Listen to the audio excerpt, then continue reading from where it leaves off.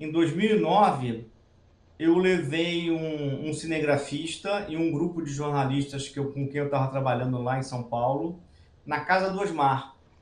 E nós fizemos uma gravação com ele, que eu acho que deve ter durado umas 2 horas, ou talvez um pouco mais, mas o foco da gravação foi o Puharit e aquelas experiências com o Arigó, que o Hum, Osmar foi foi tradutor do tradutor. Puharit, Aham. então ele acompanhou, foi uma experiência muito rica. E depois o cinegrafista faleceu, mas eu fiz contato com a filha dele, ela me disse que todo o material que ele tinha está com ela, então provavelmente essa fita, essa gravação do Osmar deve estar com ela, deve localizar. Eu acho, inclusive, que, eu não sei se ele transcreveu, se ele conseguiu digitalizar, né? Em princípio era filme. Não sei, eu teria que ver com ela em que estado que ela encontra, se ela encontra isso digitalizado, porque um material que ele também fez do Hermínio, eu sei que ele digitalizou todo. Não tem nada a ver com o Balzac, mas a experiência do Osmar com o Arigó, com o Puharit com o Arigó, é uma coisa fantástica. Do Osmar com o Espiritismo, né? Ele estava na faculdade, quando o pessoal foi fazer uma Ah, entrevista, ele estava na faculdade de filosofia. E aí o pessoal perguntou se tinha alguém de alemão que pudesse traduzir um pesquisador que falava alemão, na verdade, o Harald eu acho que é tcheco, né? Que falava alemão, se podia traduzi-lo para umas pesquisas que ele queria fazer. Aí o Osmar se prontificou. E a pesquisa que o Harald queria fazer era exatamente com Arigó. Eles ficaram tão amigos que quando o Puharit foi embora, ele tinha uma máquina que, que você via no escuro, né? Que você enxergava no que lindo. escuro, que era usado pelo exército da Inglaterra na Segunda Guerra Mundial. E essa máquina ele deixou com Osmar de presente. E que eles usavam para investigar fraude em materialização de espíritos. Com essa máquina, eles conseguiam enxergar no escuro. Então, muita fraude, que o pessoal acha que ninguém estava vendo, eles conseguiam desmascarar assim. Ah, Né? E essa máquina depois o Osmar deixou com o Luciano Cláudio. dos Anjos. Assim, na época eu era redator do jornalzinho da Federação Espírita do Estado do Rio, Ah, o jornal O Espírita Fluminense. A gente nem pensava em editora ainda. E aí a gente tinha alguns colaboradores, tinha o diretor do setor de comunicação da FERJ, que era um grande amigo meu na época, o Francisco Otávio, e nós tínhamos um amigo em comum, que era o Edmilson, que era um jovem da mocidade também, que éramos todos jovens naquela época, né? E o Edmilson que chegou com a notícia, olha, descobri um cara lá de Valença que está fazendo uma pesquisa maravilhosa sobre uma psicografia do Balzac. E eu nem tinha lido ainda o Cristo Espera por Ti, conhecia só de nome, não era uma literatura que me atraía. E ele falou, olha, vale a pena a gente fazer uma matéria para o jornal. Isso deve ter sido em 86. Eu fui abrir a editora no final de 88. E então o que nós fizemos? Nenhum de nós tinha carro, a gente conseguiu um Fiatzinho emprestado com uma outra menina da mocidade. E nós marcamos, ele ligou para o Osmar, marcou o dia, e nós fomos para Valença. Deu uma confusão danada, que o Fiat estragou no meio do caminho, e aí, resultado, o Osmar teve que ir no meio da estrada com aquele fusquinha dele buscar a gente, né? Aí ele rebocou o Fiat para chegar até a casa dele. Então, quando a gente deixava o Fiat na oficina, acho que ficou uns 2 dias lá para arrumar o Fiat. A gente aproveitou para conversar muito sobre ele. E foi assim que a gente conheceu o Osmar, né? Fazendo essa entrevista para publicar no Espírita Fluminense.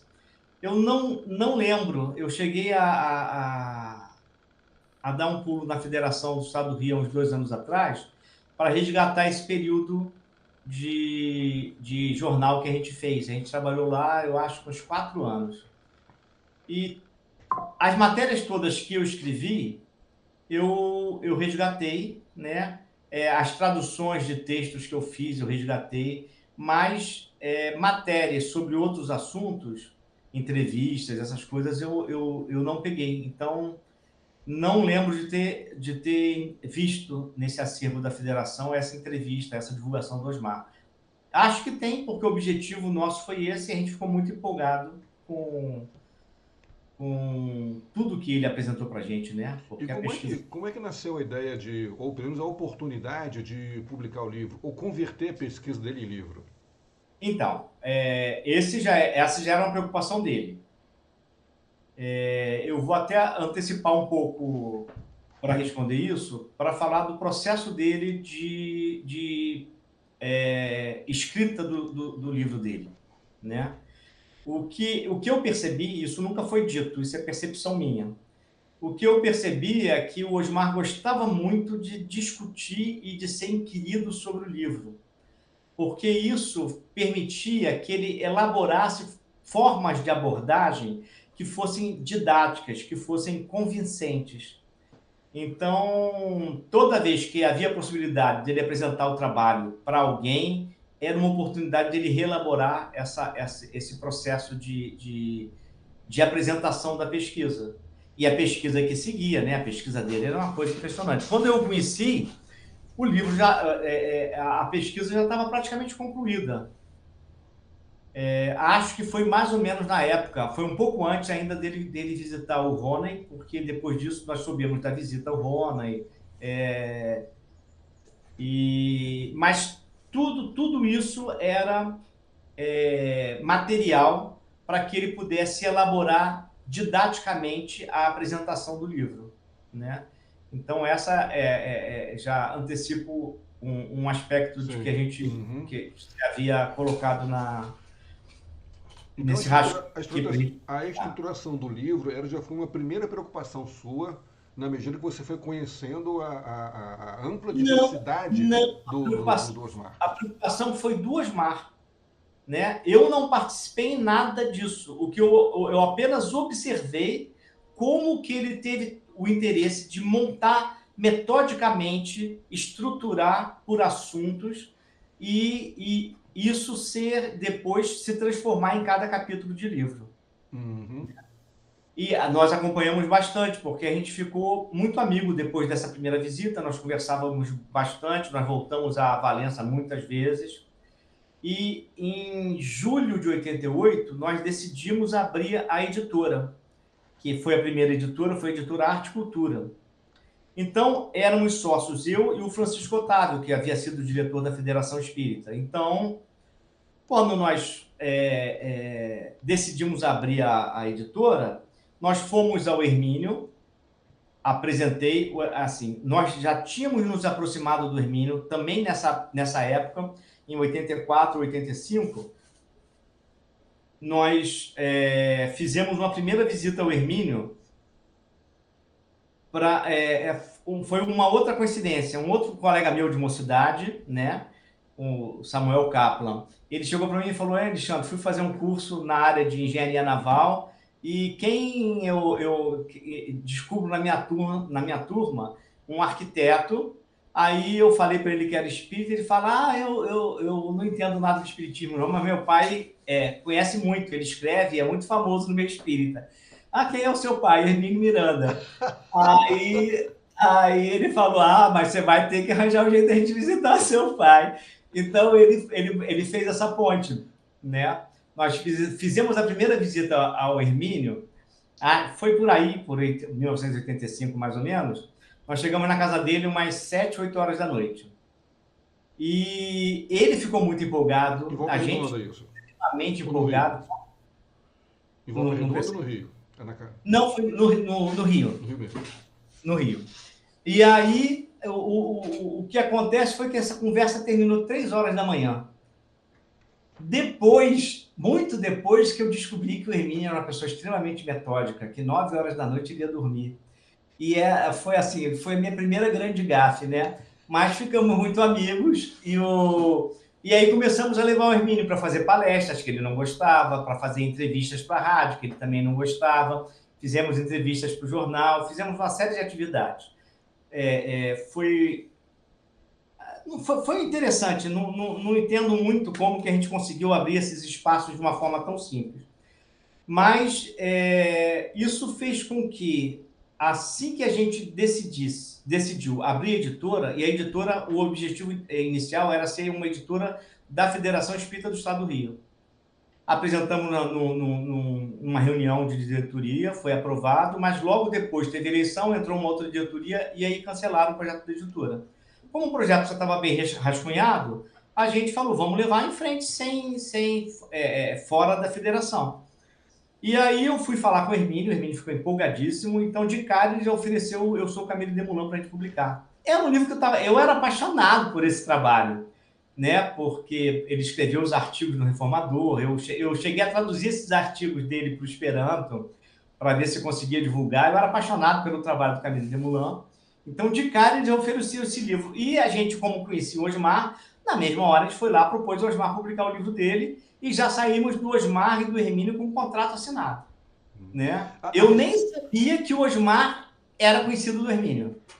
O livro do Osmar é um livro muito técnico. Então, depois, na empolgação, o grupo de sócios da editora cresceu muito. Passamos a 5.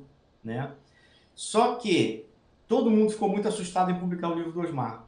E aí desistiram da publicação do livro.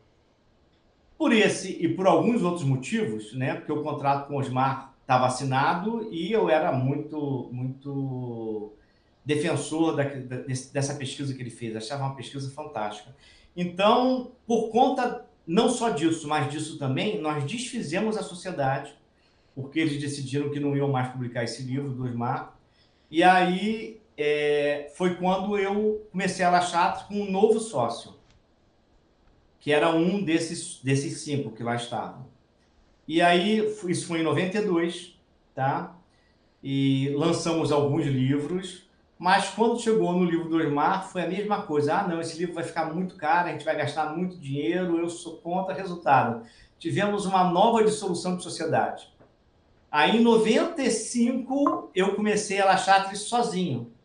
Só eu. Aí foi quando eu pude publicar o livro do Osmar. Foi em 94, 95. E aí, finalmente, o livro saiu, porque era um livro que assustou muito quem tinha só o interesse econômico, achava que o livro não ia ter retorno, porque era um livro técnico demais. De certa maneira, essa visão econômica, ela não estava errada, ela só é muito estreita, porque o livro do Osmar fez muito barulho. E a partir de 95 em diante, houve um período, de 95 ao ano 2000, que o livro do Osmar, eu acho que era o livro espírita mais citado em teses acadêmicas. Todo mundo que fez alguma coisa com espiritismo na universidade tinha o livro do Osmar como referência. Isso foi uma coisa muito importante. Eu acho que ele está na raiz de boa parte do que se desenvolveu de pesquisa acadêmica espírita depois. Então, para mim, isso foi mais do que sucesso absoluto. Porque era o único trabalho de base acadêmica que o movimento espírita tinha para apresentar, né? Os outros eram não mexiam tanto com os pesquisadores, né? Então, esse livro teve, na minha opinião, foi das consequências mais importantes dele, foi ter motivado uma pesquisa acadêmica séria a partir de dados, de fenômenos espíritas. Olha, a minha preocupação maior foi com a questão de facilitar o acesso do leitor ao texto e diminuir o custo final de venda. Mas o Osmar, a pedido meu, ele reduziu o livro em umas 250 páginas. O livro inicialmente tinha mais de 900, no final ficou com umas 650 mais ou menos, né? E com letra pequena. Se você lembra do livro, a letra do livro é pequenininha, né? Então a gente fez uma redução, e ficou inteiramente a cargo do Osmar a redução. Eu não participei de sugestão de textos a se tirar. A tela, ela é o ponto mais, eu acho que é o ponto auge da pesquisa do Osmar, porque é quando ele descobre na psicografia um elemento que nunca havia sido visto na obra do Balzac. Então, por isso que ele tem tanta importância, né? Na verdade, o Potter estava na obra do Balzac, só que nenhum crítico nunca descobriu. Então, quando o Osmar encontra a tela do Potter na psicografia, ele fala, deixa eu procurar, então, onde está essa tela do Potter na obra do Balzac. Aí ele descobre na Pele de Onagro, ele descobre o Potter, né? Uhum. E aí sim, você imagina, isso é de um grau de comprovação da mediunidade fantástico, porque como você descobre na obra mediúnica uma coisa que ninguém nunca tinha visto na obra do Balzac encarnado. O Osmar narrando, contando a visita ao Paulo Ronda, é uma das coisas mais fantásticas que tinham, né? O Osmar tinha uma facilidade muito grande para narrar, né? E ele contando como que o Paulo Ronner tentava descaracterizar a pesquisa e como que ele respondia, e como que o Paulo Ronner ficava sem ter Argumento. como sair, e depois toda a preocupação e atenção que o Ronner passou a dispensar ao Osmar por conta disso, as confusões que passou a ter com a família por conta dessa questão, né, de acreditar nessa pesquisa do Osmar. Então, acompanhei assim, de me deliciar ouvindo o Osmar narrar essas conversas, né? Lembro dele dizendo claramente, mostrando a carta do... Não, antes da carta, né? Ele falava, ele acha que eu vou responder, eu agora vou desmamar. Ele falava assim, ele vai ter que se pronunciar. Porque até então me parece que ele não tinha mandado nada por escrito para não se comprometer. E o Osmar Exato. queria forçar ele a se posicionar. Né? Porque não adiantava conversar, tinha que botar no papel. Exatamente. Então, essas coisas eu acompanhei bem, né? Olha, eu não sei a reação do Rony com a publicação do livro, eu não sei qual foi. Né? Eu sei que acho provável que o Osmar tenha enviado para ele algum livro. A carta você colocou logo na contracapa do livro. A carta foi para a contracapa, lógico, aquela capa tinha outro lugar, né? Tinha que ser a contracapa do livro. Mas o que eu lembro foi o seguinte, foi a última visita do Rony, que o Osmar fez ao Rony. E eu pedi muitas vezes ao Osmar que me escrevesse essa última visita ao Rony. E o Osmar não me escreveu, que foi muito interessante, né? Que ele disse que quando ele chegou lá, o Rony, como se soubesse que seria a última vez que eles se viriam. Então o Rony estava muito, muito arrumado, né? Vestia um terno, estava elegante, estava assim, como se fosse receber uma pessoa extremamente importante. Lá em Nova Friburgo. Lá no sítio dele, no Poisé. E o Rony estava muito emocionado para agradecer o Osmar pelo que ele tinha dado de esperança para ele com a pesquisa, né? E foi assim, foi uma espécie de um último encontro em que ele fez questão de agradecer muito ao Osmar por isso, por ter dado essa chama de vida, de achar que não ia acabar tudo com a morte ali. Mas eu que pedi muito que o Osmar me escrevesse isso, porque ia ser muito legal. E ele falava, qualquer hora escrevo, e nunca escreveu. Foi talvez a única coisa que eu pedi ao Osmar que escrevesse foi esse último encontro com o Rony. Me marcou muito, por isso eu queria muito ter esse texto escrito. Então, o Paulo Rony fez a tese de doutorado na Sorbonne, né? Sobre a obra da juventude do Balzac. É uma obra que é menosprezada, que é menos importante, porque não faz parte da comédia humana, né? É uma obra que não não é o autor genial ainda. E tinha a ver com a pesquisa, porque o Osmar ele escarafunchou tudo, inclusive a tese de doutorado do Rony, que ele conhecia. E alguma coisa da imperfeição da obra mediúnica, o Osmar, inclusive, utilizou isso como argumento para dizer que na tese do Rony sobre a obra da juventude, havia também coisas que ele encontrou na pesquisa do livro mediúnico.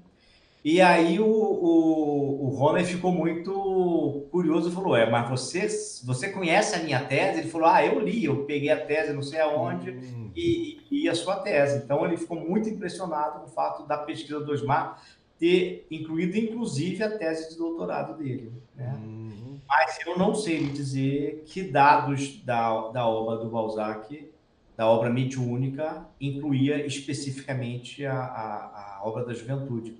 É hum, possível que o livro toque, mas eu teria que pegar o livro e pesquisar. O que ele fez, e ele me explicou muito claramente, ele não traduziu o livro para o francês, mas ele, quando fez toda a pesquisa dele, ele direcionou para os termos como eram feitos, como eram escritos na obra do Balzac em francês. Ele falou, Alexandre, está tudo aqui. Para verter o livro, eu pego todo o Balzac em francês, que a gente já pesquisou. Tá, eu acho que eu devo ter alguma coisa numa edição francesa eu tenho que olhar se algum material desse ele chegou a me passar. Pode ser que eu tenha alguma coisa aqui. E com isso ele me falou que a tradução para o francês seria natural a partir de todo o vocabulário que ele já tinha levantado no original francês da obra de Balzac. Né? Não, eu tenho que ver o que eu posso ter aqui, talvez eu tenha alguma coisa que ajude, né? Mas que esse trabalho esteve no foco dele, eu tenho certeza absoluta. Quando o Osmar escreve o livro, ele coloca o texto traduzido do francês com o texto em português. Só que esse texto traduzido em francês foi a Virgínia que fez a tradução, não foi texto da Comédia Humana em português. Primeiro, o Osmar encontrou o texto na Comédia Humana em francês. Então, daí que ele tinha todo o vocabulário para que o livro pudesse ser vertido para o francês de uma forma literal com Balzac. Olha, eu não tive muita reação do público, né? Todo mundo achava um trabalho muito difícil. Na verdade, as reações todas foram com o Osmar. O Osmar tinha uma facilidade muito grande de falar, ele se oferecia muito para apresentar o trabalho, ele falou em muitas casas espíritas e sempre o resultado era muito bom quando ele falava, tá? Então, todas as reações que eu tive foi a partir da provocação do Osmar. E com o público não espírita, também. É aquela história que eu te contei do Victor Gildit. Ele foi fazer uma semana de Balzac no Centro Cultural Banco do Brasil. Aí o Osmar foi assistir, mas o Osmar foi assistir porque ele queria provocar o Victor Gildit, né? E quando ele começou a discutir, ele levantou o braço, começou a falar, o Victor Gildit, no primeiro dia de aula, falou, não, vem aqui, você vai falar para a turma inteira. E foi o Osmar lá para frente falar para a turma inteira. Então, assim, recorda um pouco essa história do início, Alexandre? Como é que foi isso? Sim.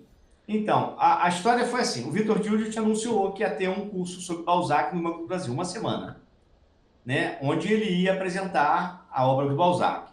Então, no primeiro dia, o Osmar foi assistir o tal do curso.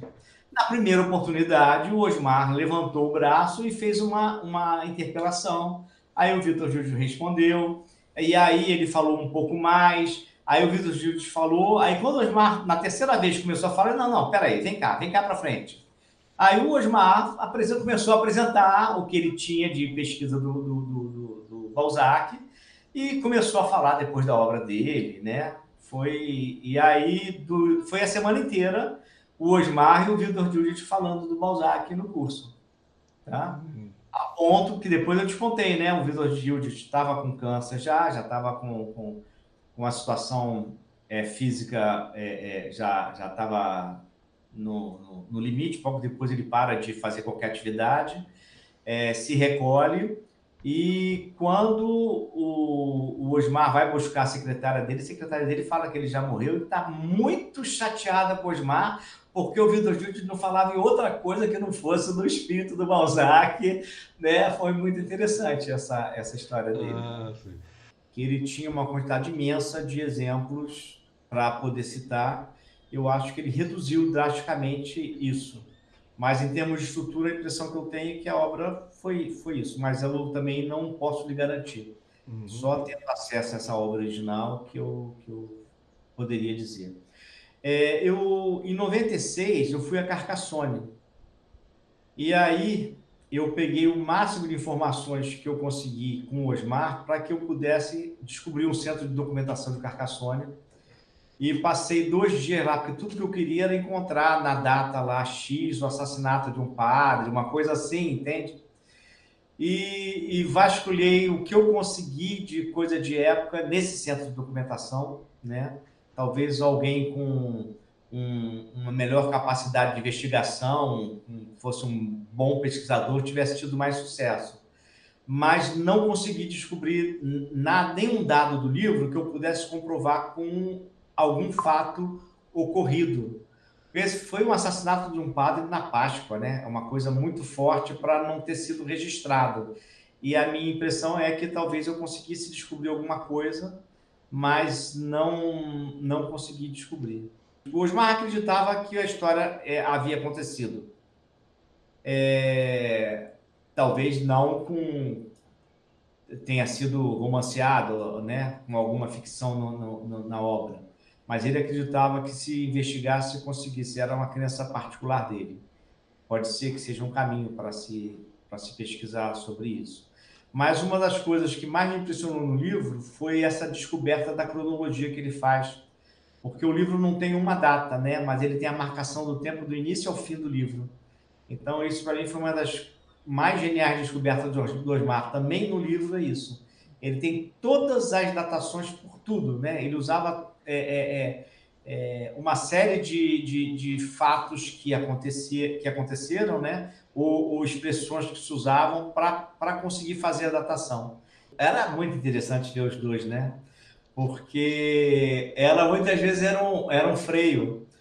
E ele falava e ela levantava. O difícil é lembrar um caso específico para dizer, né? Mas ela, às vezes, fazia uma refutação e ele ficava, é. E aí ele tinha que parar a pesquisa e responder a indagação que ela fazia, porque era fundamental para a credibilidade da pesquisa dele. Então, ela funcionou dessa maneira, como uma espécie de advogado do diabo, né? E o tempo inteiro, né?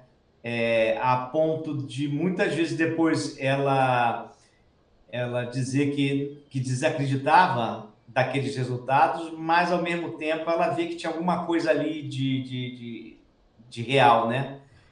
Ela foi mudando também a postura dela em relação à pesquisa dele, mas essa postura de incredulidade foi muito importante para que o trabalho tivesse a consistência que ele apresentou. Ela era uma pessoa, assim, era também muito acima da média, né? A Virgínia era uma coisa incrível.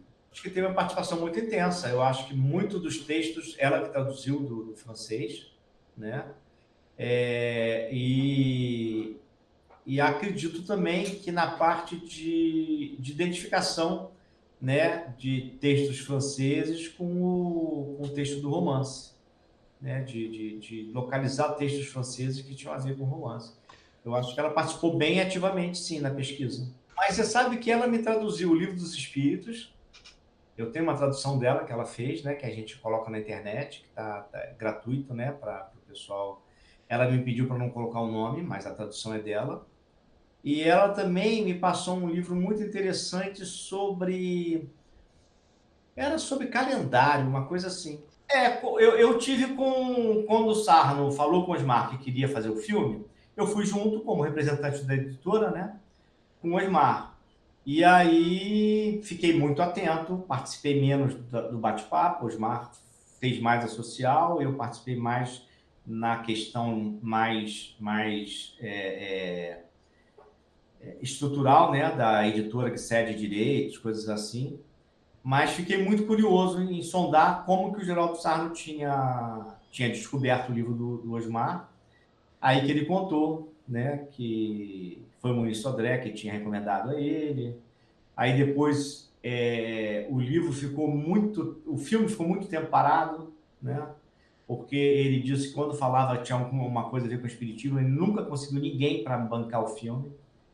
E aí eu soube que o filme ia sair exatamente quando ele ganhou um prêmio da Petrobras, pelo conjunto da obra, que acho que era alguma coisa como R$ 500 mil, para usar na obra que ele quisesse fazer.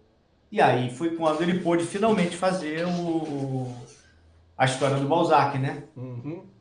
Ele fez uma coisa muito interessante, que foi adaptar um conto do Balzac para o cinema. É uma coisa assim, relativamente, é uma coisa ousada, ao mesmo tempo tem um apelo para o público, né? Tem um apelo de uma obra de Balzac que você coloca para o cinema. E o que eu disse antes, a descoberta do Potter na psicografia é uma coisa assim absolutamente consagradora da pesquisa do Osmar. Então, por todos esses motivos, foi interessante a solução de colocar a Pele de Onagro como uma parte do filme, né? Na época, eu inclusive propus a ele, eu falei, Geraldo, eu tenho todo o interesse do mundo em fazer a distribuição do filme para o mercado espírita. Aí ele virou para mim e falou assim, mas eu não tenho nenhum interesse do mundo em fazer isso. Não brinca. Você não tá falando sério mesmo? Eu falando sério. Que ótimo! Ele falou para mim assim, o meu interesse exclusivo era ganhar prêmio nesse filme. Eu não vai para o mercado, não vou colocar, né?